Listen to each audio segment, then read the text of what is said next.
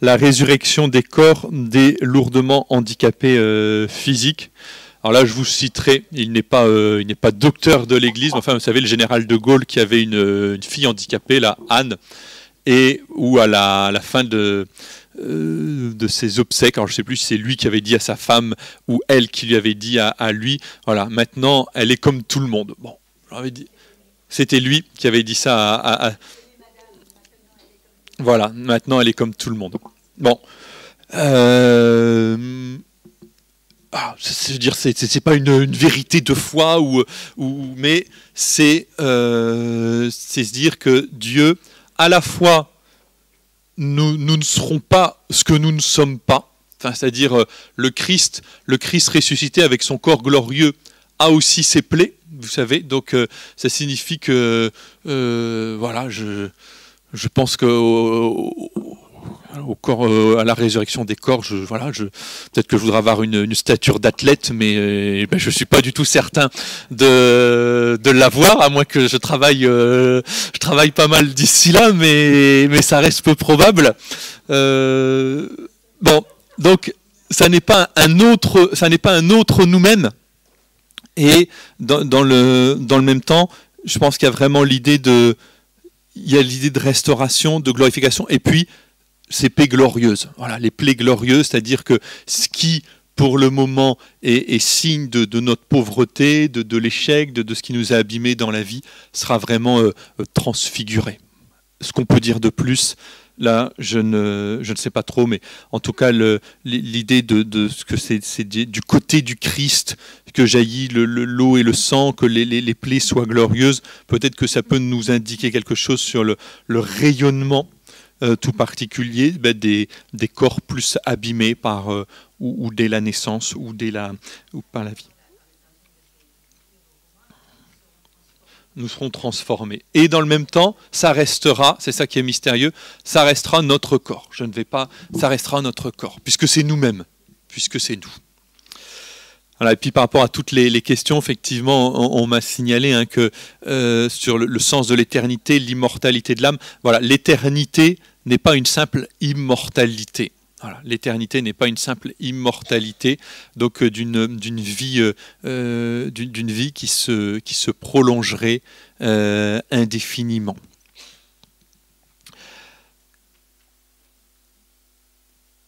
Nous en arrivons déjà à notre quatrième étape. Je vous rappelle les trois que nous avons parcourus jusqu'à présent. On s'est penché sur notre vie, notre condition humaine, avec ce que la mort signifiait comme rupture, et que c'est au cœur de cette trame concrète de l'existence que nous accueillons cet évangile du Christ. Je suis la résurrection et la vie.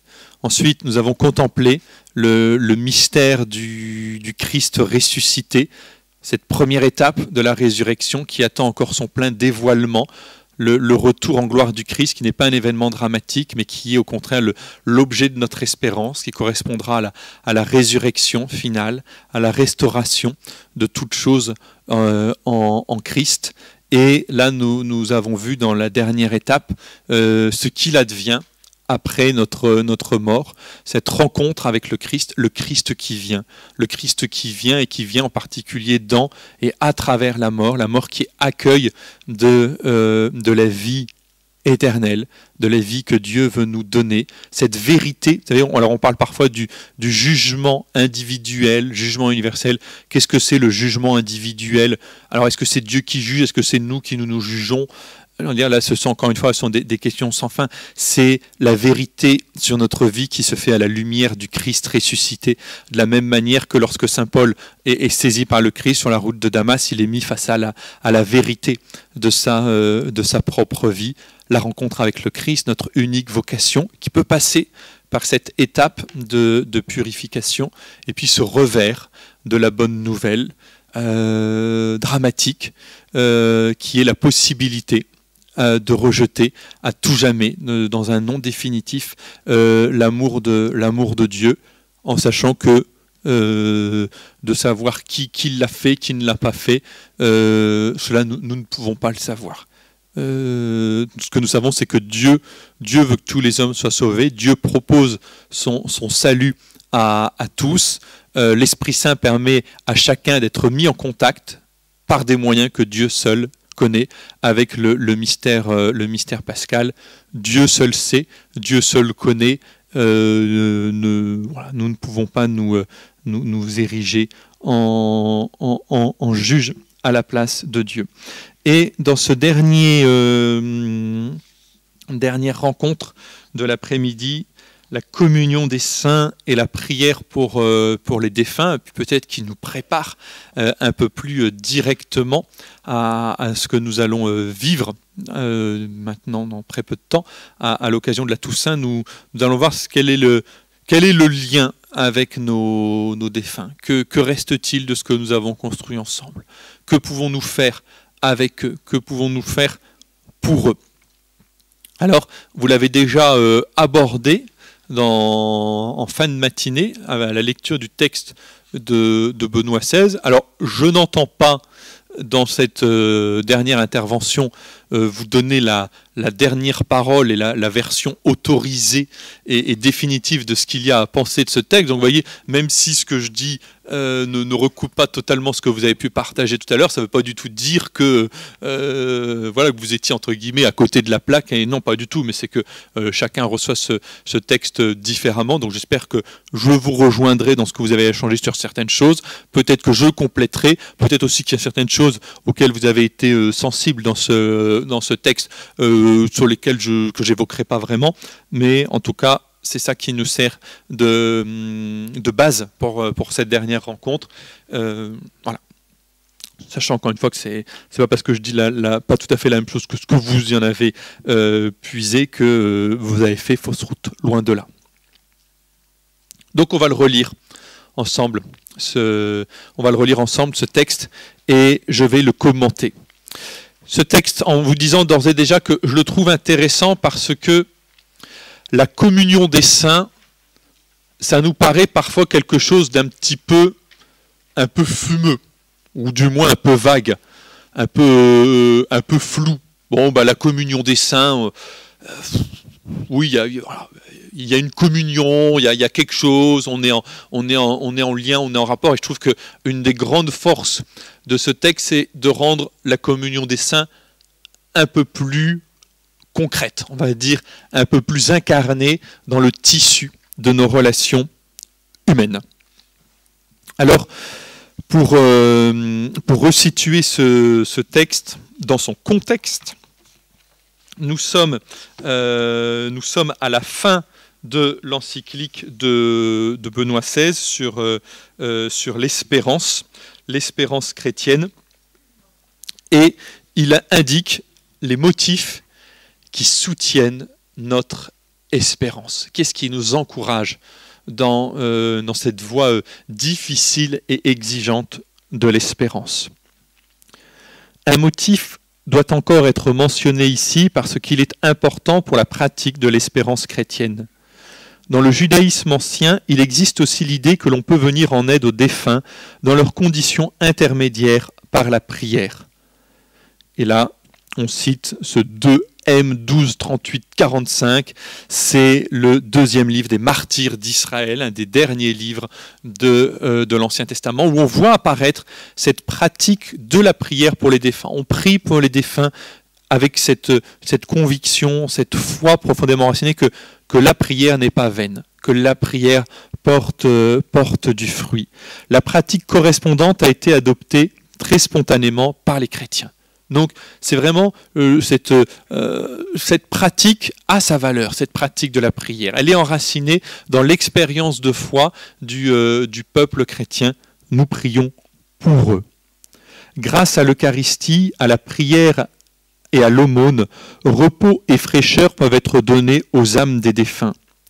Que l'amour puisse parvenir jusqu'à l'au-delà, que soit possible un mutuel donner et recevoir dans lequel les uns et les autres demeurent unis par des liens d'affection au-delà des limites de la mort. Cela a été une conviction fondamentale de la chrétienté à travers tous les siècles et reste aussi aujourd'hui une expérience réconfortante. Et ça, je trouve ça vraiment très très beau, ce texte, l'amour qui peut parvenir jusqu'à l'au-delà.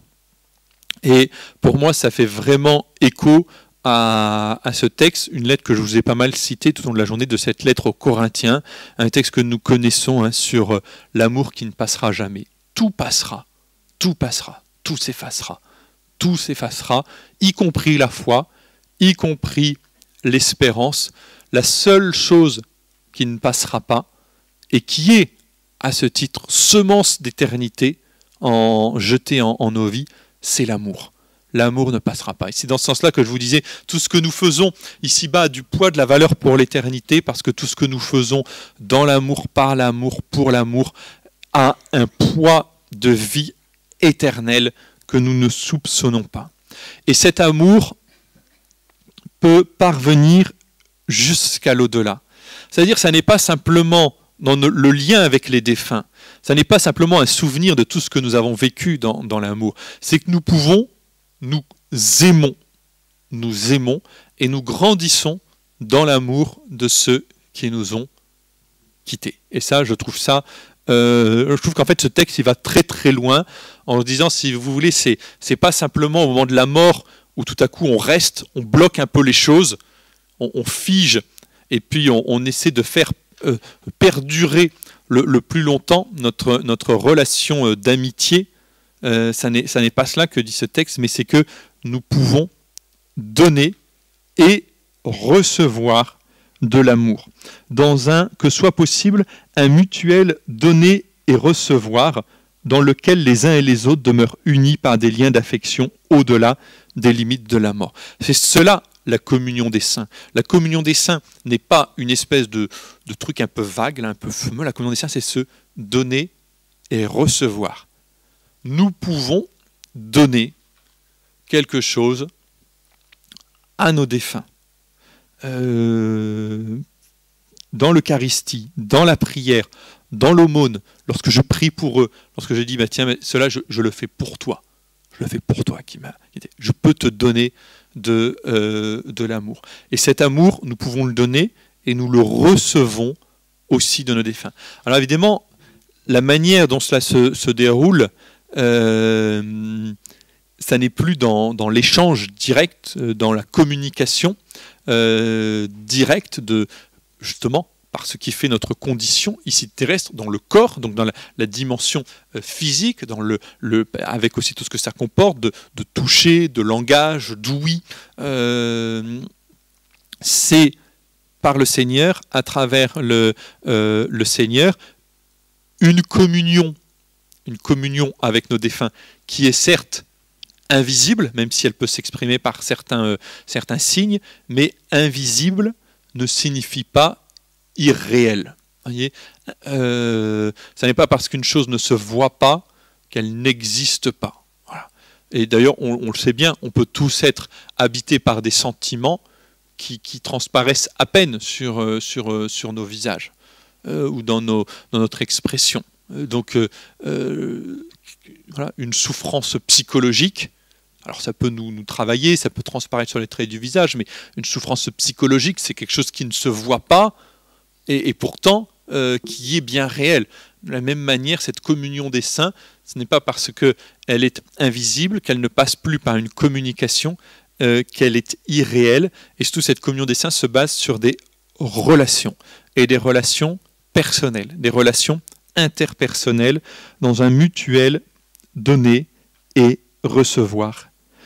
Et là, je trouve qu'on va loin dans ce rapport, dans ce lien que nous avons avec nos défunts. Qui n'éprouverait le besoin de faire parvenir à ses proches, déjà partis pour l'au-delà, un signe de bonté, de gratitude ou encore de demande de pardon? C'est-à-dire que nous pouvons remercier les défunts.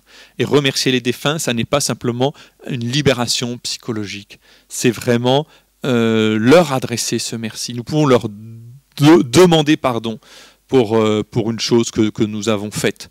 Nous pouvons leur accorder un pardon. En fait, pardon, je suis désolé, j'ai oublié de les ramener dans la documentation, mais c'est suite à cette phrase ce petit verset, là, cette petite phrase de Benoît XVI, qu'au sanctuaire de Montligeon, on a mis en place des cartes merci, pardon, où on propose aux pèlerins d'adresser un merci à leur défunt. Voilà, je te rends grâce pour la vie que tu as donnée à, je le ou je la remercie pour, je lui demande pardon pour, et je lui accorde mon pardon pour. En disant, voilà, vous pouvez concrètement adresser un merci, adresser un pardon. La relation avec nos défunts ne se construit pas uniquement sur des souvenirs que nous conservons, elle s'entretient et elle se vit aussi dans une charité très concrète où nous leur donnons quelque chose et où nous recevons de leur part. Et la communion des saints, c'est cela aussi, hein, c'est se dire, nous ne sommes jamais seuls. Et vous savez, il y a des personnes qui sont, très seules. Notre foi, alors, à la fois notre engagement de chrétien, c'est de lutter contre toutes ces formes de solitude, parce que l'homme n'est pas fait pour être seul. Et dans le même temps, nous savons que Dieu est particulièrement proche. Dieu et l'ensemble des saints sont particulièrement proches de ceux qui vivent dans la solitude. Et nous avons nous-mêmes à nous le rappeler parce que, vous voyez, même quand on est marié, même quand on est entouré d'amis, même quand on est entouré de famille, il y a des lieux de notre vie où nous pouvons nous sentir seuls. Tous, je pense, hein, où on dit, ben voilà, ça j'ai du mal à le partager, même avec mon conjoint, même avec mes enfants, même avec tel religieuse prêtre dont je me sens proche, telle personne de la paroisse. On a des lieux de solitude dans notre vie qui sont plus ou moins étendus, hein, tout dépend. De la même manière que tout le monde n'est pas éprouvé, mais enfin on a tous des épreuves. De la même manière, on a tous des lieux de solitude. Nous sommes dans ces solitudes. Nous sommes moins seuls qu'il n'y paraît, et que la communion des saints est une réalité. Je passerai mon ciel à faire du bien sur la terre, mais est-ce qu'elle n'est pas un peu ennuyée d'essayer de colmater toutes les brèches qu'il y a sur la terre, Sainte Thérèse? Je ne le pense pas. Je ne le pense pas. Nous sommes membres les uns des autres, et nous prenons soin les uns des autres. Et je vous citais le chapitre 13 de la lettre aux Corinthiens sur l'hymne à l'amour. Ce chapitre 13, comme vous vous en doutez, fait suite au chapitre 12. Et ce chapitre 12 traite du corps du Christ. Nous sommes membres les uns des autres. Nous sommes membres d'un seul et même corps. Quand un membre souffre, tout le corps souffre. Quand un membre est à l'honneur, tous les membres sont à l'honneur. Et donc, nous sommes en lien. Et ce corps du Christ comprend ceux comme nous qui sont ici sur terre, ceux qui sont en voie de purification, ceux qui sont auprès de Dieu. Et nous sommes dans une vraie communion, dans un vrai lien, où nous progressons dans ce mutuel donner et recevoir. À présent, on pourrait enfin se demander, je continue la lecture, si le purgatoire consiste simplement à être purifié par le feu dans la rencontre avec le Seigneur, juge et sauveur, comment alors une tierce personne peut-elle intervenir, même si elle est particulièrement proche de l'autre ? Quand nous posons une telle question, nous devrions nous rendre compte qu'aucun homme n'est une monade fermée sur elle-même. Nos existences sont en profonde communion entre elles, elles sont reliées l'une à l'autre au moyen de multiples interactions. Nul ne vit seul, nul ne pêche seul, nul n'est sauvé seul. Continuellement, la vie des autres entre dans ma vie, en ce que je pense, je dis, je fais, je réalise, et vice-versa. Ma vie entre dans celle des autres, dans le mal comme dans le bien. Là, je trouve aussi que c'est, même s'il ne le cite pas, à relire dans cette perspective du corps du Christ, nous avons à être attentifs les uns aux autres. Nous formons un corps ouvert et quand je vous disais, nous ne sommes jamais seuls. Et nous avons à exprimer par toute notre vie que nous ne sommes pas seuls. Et que notre vie ne nous concerne pas uniquement nous. Ça n'est pas, c'est ma vie personnelle, c'est ma sphère personnelle, c'est mon jardin secret, et ça ne concerne pas les autres. Constamment, je dis, ma vie entre dans votre vie entre dans ma vie. C'est étonnant. Et je trouve que ce qui est éclairant pour comprendre un petit peu cela, c'est de regarder le Christ dans l'Évangile. Le Christ qui rencontre de multiples personnes au cours de son ministère. Alors, il y a les personnes avec qui il va partager plusieurs années. Voilà, les apôtres, les disciples, ceux qui le suivent jusqu'à la croix, avec Jean, Marie, les saintes femmes qui sont là aussi à la résurrection. Il y a les personnes qui l'ont suivi à un moment donné et puis qui sont parties. Il y a les personnes croisées rapidement. Donc vous voyez, il y a beaucoup de relations possibles, mais à chaque fois, on sent chez le Christ une grande qualité de présence aux autres, une qualité de relation. Une qualité de relation, y compris pour des relations assez épisodiques, assez fugaces, mais le Christ est là. Et quand il est là, quand il dialogue, il dialogue avec la Samaritaine dans l'Évangile selon saint Jean, et il est complètement dans ce dialogue avec la Samaritaine. Et nous, avec nos limites, parce que quelqu'un nous parle et puis on pense à autre chose, ou on pense à ce qu'on va faire après, on va penser à ce qu'on va faire avant, etc. Mais ce que nous avons à vivre, c'est à la suite du Christ, autant que possible, cette qualité de relation, aussi bien, et que cette qualité de relation, aussi bien avec, et d'abord avec les personnes que nous côtoyons, avec qui nous vivons, et avec nos défunts, avec qui nous sommes en relation. Cette qualité de présence. J'ai cette qualité de présence quand, au début d'une chose que je vais faire dans ma journée et qui me pèse un peu, je dis à celui ou celle que je porte particulièrement dans ma prière, tel défunt, écoute, ce moment un peu pénible que je dois traverser, je l'offre pour toi. Et tout ce qui va être un peu pénible et qui m'inquiète un peu, je l'offre pour toi. Ça ne veut pas dire qu'on va penser pendant toute notre activité à ce défunt pour qui nous l'offrons, mais nous avons ce geste, cette qualité de présence, et qui fait que dans cette activité que nous allons mener, nous le vivons dans une relation interpersonnelle. Donc nous avons à nous rappeler que notre vie est une vie, au bon sens du terme, connectée. Pas connectée de manière virtuelle, mais une vie connectée réellement avec les autres. Et pour ne pas nous perdre dans une espèce d'anonymat, parce qu'on ne peut pas connaître tout le monde, on ne peut pas rencontrer tout le monde, et ça n'est pas ce qui nous est demandé. Ce que nous avons à faire, c'est avec les personnes que nous côtoyons, avec les défunts que nous portons notre prière, vivre simplement de cette qualité de présence.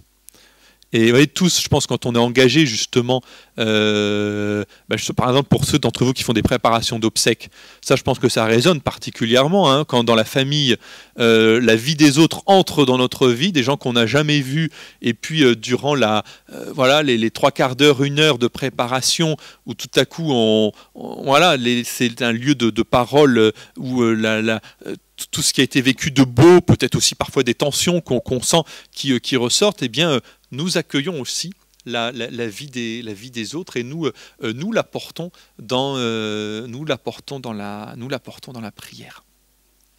Et de la même manière, notre vie entre dans celle des autres. Ce qui fait que ce que les autres vivent ne nous est pas indifférent. Ça ne veut pas dire qu'il faut porter tout le poids des soucis de tout le monde, mais cela signifie que même si c'est fugace, nous vivons de cette qualité de présence. Et ce qui fait que nous sommes membres de ce corps, et qui fait que la prière pour les autres, le soin des autres, le souci des autres n'est pas une intrusion dans la vie des autres. Et c'est ce qui est dit après. Mon intercession pour quelqu'un n'est pas du tout quelque chose qui lui est étranger, extérieur, pas même après la mort. Et ça nous renvoie aussi à notre responsabilité, parce que parfois ça veut se dire, chacun son parcours, chacun sa vie, chacun sa liberté. Alors oui, il ne s'agit pas d'être intrusif dans la vie des autres, mais tout ce que nous faisons, nous avons un titre, nous avons le droit, ça fait partie de notre ADN de nous soucier des autres, y compris des défunts. Mon intercession pour quelqu'un n'est pas du tout quelque chose qui lui est étranger. Ça n'est pas Dieu c'est ce qu'il fait. Ça, vous savez, Dieu c'est ce qu'il fait. De toute façon, Dieu, à quoi ça sert de prier pour les défunts? Dieu est tout amour. Il n'a pas besoin de moi. Et puis de toute façon, moi je ne sais pas comment prier. J'essaie de prier et puis au bout de 40 secondes, je pense à autre chose, je ne sais pas quoi dire, je ne sais pas vraiment m'y prendre. Tout ça, nous pouvons tous nous le dire. Notre prière pour les autres n'est jamais une réalité qui leur est étrangère. Ça, nous pouvons nous le rappeler. Et donc, la prière pour les défunts, c'est aussi un service que nous assurons. C'est un service concret de charité. Prier pour les défunts pour qui personne ne prie. Être là pour une célébration d'obsèques, on en parlait avec quelqu'un d'entre vous tout à l'heure, où il y a juste les pompes funèbres et puis la petite équipe paroissiale. C'est un service que nous assurons et on fait les choses. Alors évidemment, l'homélie peut être plus courte, des choses comme ça, mais nous faisons les choses aussi bien et on le soigne aussi bien que quand on enterre le notable local. Alors évidemment, il y a moins de discours, ça dure moins longtemps. Oui, mais on le fait avec le même cœur, parce que cette personne aussi attend notre prière. Dans l'interrelation de l'être, le remerciement que je lui adresse, ma prière pour lui, peuvent signifier une petite étape de sa purification. Et puis après, on aborde une question importante qu'on a déjà eu l'occasion d'aborder, la question du temps. Et avec cela, il n'y a pas besoin de convertir le temps terrestre en temps de Dieu. Dans la communion des âmes, le simple temps terrestre est dépassé. Il n'est jamais trop tard pour toucher le cœur de l'autre, et ce n'est jamais inutile. Ça, c'est parfois une question qu'on nous pose parfois, mais combien de temps il faut prier pour les défunts? C'est bon, cette personne, elle est morte il y a 10 ans, on espère qu'au bout de 10 ans, ça y est, elle a passé le guichet. Non, ça n'est pas ça. Ça n'est pas ça. Dieu est dans l'éternité. Dieu est dans l'éternité, nous sommes dans le temps. Ça signifie que Dieu voit tout de son éternité. C'est-à-dire que ce qui pour nous est passé, présent, à venir, Dieu le saisit, l'accueille d'un seul et même regard. Et alors ça c'est très très mystérieux, mais ça veut dire que nous sommes parfaitement libres. Il n'y a pas de destin. L'avenir, il est aussi entre nos mains. Il est dans ce que nous faisons, dans la forme que nous lui donnons. Et dans le même temps, Dieu sait parfaitement ce qui va arriver, ce qui va advenir dans 1 minute, dans 1 heure, dans 1 an, dans 10 ans, dans 100 ans, dans 1000 ans. Parce que Dieu est en dehors du temps. Le temps est une création de Dieu. Dieu, souvent c'est la question que posent les enfants. Alors avant il y avait quoi? Avant il y avait ça, et puis encore avant. Avant il y avait ça, et avant il y avait Dieu. Oui, mais avant Dieu, avant Dieu il n'y avait pas d'avant, justement, parce que Dieu en créant crée le temps. Dieu en créant crée l'espace. L'espace et le temps, c'est pas des choses qui sont déjà données, une espèce de grande boîte vide que Dieu aurait ensuite remplie. Ce qui fait que vis-à-vis de nos défunts, vis-à-vis de ceux qui nous ont quittés, nous pouvons, ce qui peut nous paraître paradoxal, mais à la fois prier pour eux, nous pouvons toujours prier pour eux, nous pouvons toujours faire quelque chose pour eux. Moi, il y a une phrase que j'aime beaucoup dans ce texte. Si j'avais eu à répondre à la question que je vous posais, quels sont les 2 ou 3 mots, expressions qui me marquent dans ce passage? C'est le « il n'est jamais trop tard ». Ça, je trouve ça très très beau. Il n'est jamais trop tard. Alors bien sûr, il y a des choses que nous ne ferons plus. Voilà. Il y a des choses que nous ne ferons plus parce que le passé est révolu. Donc il y a des étapes de notre vie sur lesquelles il est vain de vouloir revenir. Donc il n'est jamais trop tard, ça ne veut pas dire il est toujours possible à chaque moment de faire tout ce que nous avons envie. Ça n'est pas possible. Voilà, on le sait, quand on a une maladie invalidante, une maladie grave, on sait que, et souvent c'est assez douloureux, c'est se dire des choses qu'on faisait avant, qu'on avait l'habitude de faire, de se déplacer, de partir en vacances, etc. Voilà, des choses qu'on ne peut plus faire. Mais pour toucher le cœur de Dieu, pour toucher le cœur de l'autre, c'est-à-dire pour aimer, il n'est jamais trop tard. Et ça, c'est aussi une belle parole d'espérance, parce que souvent, quand on perd un proche, c'est là où remontent un peu des regrets. J'aurais dû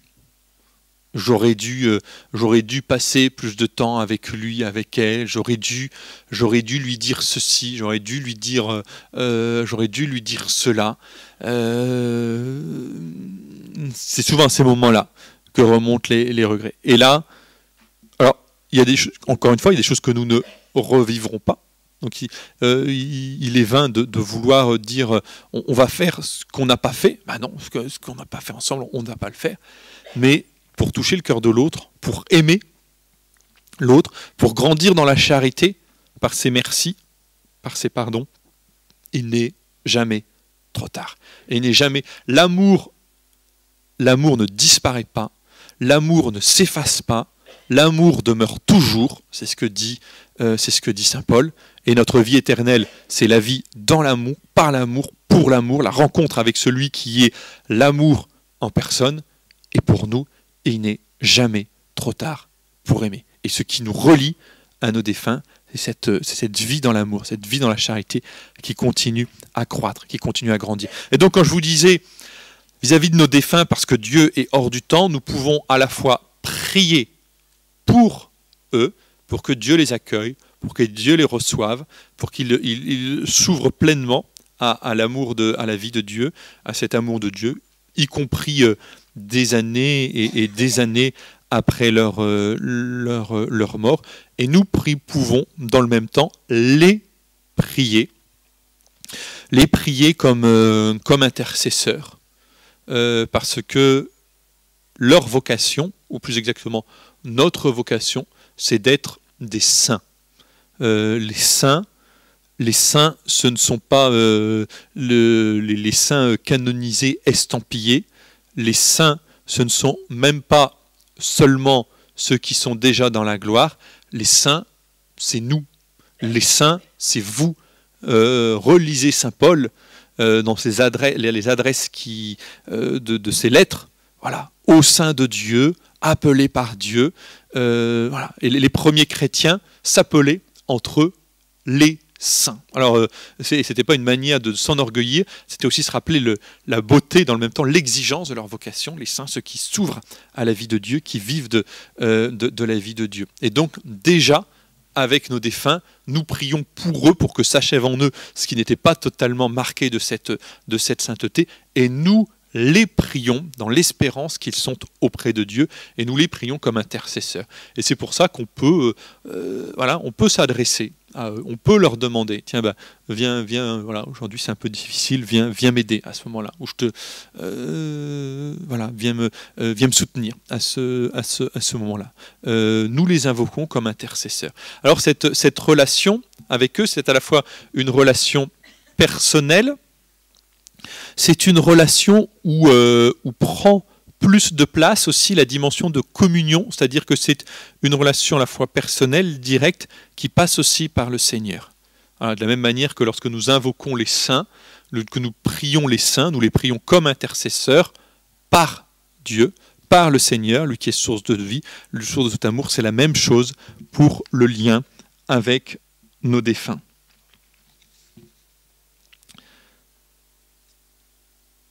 Il n'est jamais trop tard pour toucher le cœur de l'autre, et ce n'est jamais inutile. Nous pouvons aussi nous le dire, ce n'est jamais inutile. Tout ce que nous faisons de bien, tout ce que nous faisons par amour, n'est jamais inutile. Et ça, c'est un remède aussi à ce qui nous guette tous dans notre vie chrétienne, c'est le « à quoi bon ».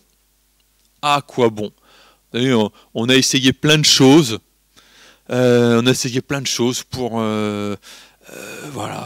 Pour lancer ceci, pour lancer cela, et puis le résultat n'a pas toujours été au rendez-vous. Je pense que quels que soient nos vies de famille, nos engagements ecclésiaux, nos relations, on a tous un petit peu expérimenté ça, de se dire à quoi bon. Si nous faisons les choses, alors ça ne veut pas dire que à certains moments, peut-être qu'il y a des choses qu'il faut arrêter. On dit ça marche pas, on va procéder autrement. Mais si tout ce que nous faisons par amour, pour amour, n'est jamais inutile. Ça ne veut pas dire qu'il faut toujours continuer à faire la même chose. Ça ne veut pas dire qu'il ne faut pas se remettre en question à un certain moment donné. Mais tout ce que nous avons vécu dans la charité a du prix, a de la valeur, si nous le vivons dans l'amour. Et voyez, l'horizon, j'ai envie de vous dire, l'horizon de l'éternité, ça élargit aussi nos perspectives, je trouve.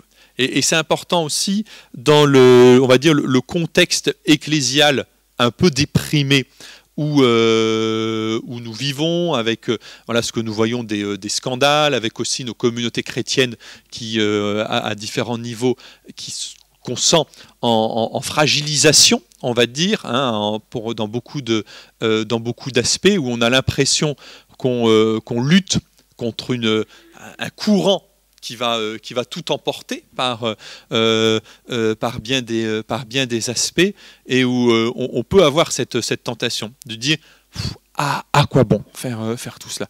Mais on va dire voir notre vie présente et aussi nos actions et nos engagements très concrets à la lumière de la vie éternelle, à la lumière des toutes petites choses, peut-être même très modestes, mais faites dans la charité, faites pour le bien des autres, que nous essayons avec nos modestes moyens d'aider, et nous rappeler que c'est comme cela que se bâtit le royaume de Dieu, que c'est comme cela que personnellement et communautairement nous construisons, nous édifions nos visages d'éternité. Notre éternité prend corps à travers tout cela, même si humainement le résultat n'est pas toujours au rendez-vous. Je trouve que ça donne ça donne aussi du souffle à notre engagement présent. Et donc, vous voyez, contempler la vie éternelle, ça n'est pas un lot de consolation, mais c'est au contraire ce qui donne à tout ce que nous faisons, tout ce que nous vivons, c'est ce qui donne vraiment son épaisseur. En tant que chrétien, notre espérance est toujours essentiellement aussi espérance pour les autres. C'est seulement ainsi qu'elle est vraiment espérance pour moi. En tant que chrétien, nous ne devrions jamais nous demander seulement « Comment puis-je me sauver moi-même » Nous devrions aussi nous demander « Que puis-je faire pour que les autres soient sauvés et que surgisse aussi pour les autres l'étoile de l'espérance ?» Alors j'aurais fait le maximum pour mon salut personnel. Ça aussi, je trouve ça très très beau de cette, même aussi par rapport à ce que je vous disais, le Seigneur ne nous demande pas d'être des surhommes ou des surfemmes. Le Seigneur ne nous demande pas de tout réussir dans tout ce que nous entreprenons. Le Seigneur ne nous demande pas d'être toujours au taquet et d'avoir les bonnes réponses, la bonne parole au bon moment. Ce que le Seigneur nous demande, et la question qui nous est posée aussi à chacun d'entre nous dans notre vie, c'est: que puis-je faire pour que surgisse aussi pour les autres, pas seulement pour moi, mais aussi pour les autres, l'étoile de l'espérance. Et vous voyez, l'image de l'étoile, je trouve que c'est une belle image parce que l'étoile, c'est ce qui brille dans la nuit. L'étoile, ce n'est pas ce qui dissipe totalement les ténèbres. Et pourtant, lorsque se lève cette étoile, lorsque se lève l'étoile de l'espérance, alors nous savons que quoi qu'il arrive, quoi qu'il advienne, rien n'est perdu. Alors nous savons que le Seigneur est là, qu'au milieu de tout ce que nous vivons, au milieu de tout ce que nous traversons à titre personnel, à titre familial, à titre communautaire, à titre ecclésial, au titre aussi de nos sociétés, les sociétés dans lesquelles nous vivons et où nous avons été porteurs d'espérance, eh bien nous sommes, en quelque sorte, les réceptacles pour une part de cette espérance, et nous avons fait en sorte que pour chacun, pour tous, cette étoile de l'espérance se lève. Et je voudrais juste terminer par un autre extrait de cette belle encyclique où Benoît XVI se tourne vers Marie. Marie qui a longtemps été appelée l'étoile de la mer, c'est ce poème que vous connaissez, un l'Ave Maris Stella, et en disant Marie, c'est aussi pour chacun d'entre nous l'étoile de l'espérance. Où Marie, c'est celle qui a entendu la voix de l'ange, où le Seigneur est avec toi, qui s'est ouverte à la parole de Dieu, qui a pris le risque de la foi, le risque de l'ouverture à Dieu. Et quand on lit les évangiles, ce que nous voyons, c'est que la vie de Marie n'a pas été un long chemin de roses. C'était marqué par l'épreuve, dès les tribulations qui ont entouré la nativité, par cette prophétie assez étrange que lui fait le vieillard Siméon, et toi un glaive te transpercera le cœur.